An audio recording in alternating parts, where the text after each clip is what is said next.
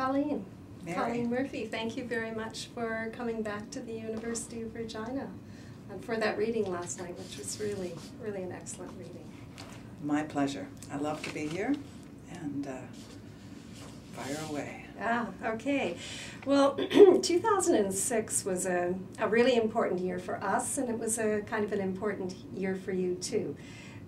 2006, you became our very first playwright in residence, and we were very fortunate in our choice because that sort of launched a long-term relationship with you and with Saskatchewan too. And 2006 was important with respect to your work in that, I guess right off the top, December Man got you the Enbridge Award that year, and it was followed up by the premiere at ATP in the winter. What's happened with December Man since then? How has that worked out? December Man has been doing very well. Just a few weeks ago had an extremely good production in Winnipeg at Prairie Theatre Exchange. It's had productions at Citadel, Can Stage, Vancouver, and it is right now playing at the Finborough Theatre in London, England, as part of a sort of mini-series of my work. It's done quite well. That mini-series is quite exciting. It includes not only December Man, but also Beating Heart Cadaver, which was written before you came to visit us. But it also includes Goodnight Bird, which you sort of started when you were here. Is that right? Yes, I had started it and I finished it, I don't know, a year ago. And Finborough picked it up. So it's a premiere. It's a world premiere, yeah. World premiere before the Canadian premiere. It's kind of scary. Well, it's scary because I'm not even going to be in rehearsal. Yes. That's what's scary. Can you tell people a little bit about what Goodnight Bird is about? It's about an older couple who live in a condo, well, in Toronto or any city. And as they're preparing for bed one night, a homeless fellow, I guess, jumps off the roof of their condo and lands on their balcony. So through the course of the night, they deal with him. It's funny, but it's serious. I call it a serious comedy about old love and new courage. Wow. That piece, December Man, and then Goodnight Bird, your work is often seems to be inspired by the family. And those are two sort of very different family worlds. And then there's another very different family world which you explored, were exploring in another play when you were here, and that is in Deliver Me. And that's a very different family context. That's the play that ate the playwright. Yeah. Well, it is a family, but it's a family, a Carthaginian family in 227 A.D., and it follows them for 23 years. But it's still essentially, I mean, it's hard to get away from that family because family provides so much drama. Obviously your work is informed by that, but the other thing that is it seems to me so exciting and so important about your work is that you really take on tough issues. You force an audience to confront difficult issues, but at the same time in a very dramatic, powerfully emotional way too, I think. And certainly Deliver Me, the little taste that I've had of it, is a good example of that kind of work. December Man is obviously another one. Last night you read from a new work that wasn't really something that was on the horizon when you were here, and that's Pig Woman. Pig Girl. Pig Girl. Can you talk a little about that? Well, first let me just go back one bit. Yeah. I like to write the kind of theater that I like to go and see. Yeah. Because when I put my money down, I want to go and have some kind of emotional experience.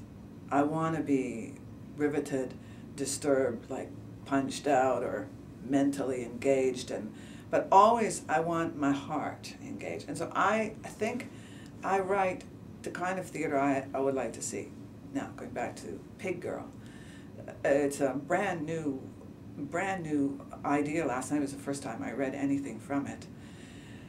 Loosely was inspired by the events at a certain pig farm in Port Coquitlam in BC, and it's a brand new form for me. It's a direct gaze theater, which I've never done before, and with masks on, and a series of voices, more like music hockening or musical dialogue rather than dramatic interaction between characters. And you know, I think it'll stay that way, but I don't know for sure. Well, it was interesting to me because it's obviously much freer in form, I think, than anything else that you've Loosey-goosey. Yeah, loosey-goosey. And that's different for Colleen Murphy, because if there's one thing that stands out in my mind for all of your work is that it's very, very clearly and carefully structured. So this, I think, is going to be clearly and carefully structured, but a different type of structure. Yes, and to tell you the truth, I don't know. I know the last moment of the play, but I don't know whether this structure, this loosey-goosey stuff, will contain the work, because I'm not far enough into it to know. You mentioned last night something that I hadn't heard you talk about before, and that is the musical inspiration for some of your work. I didn't realize that you studied piano, is it? Or yep. Yeah.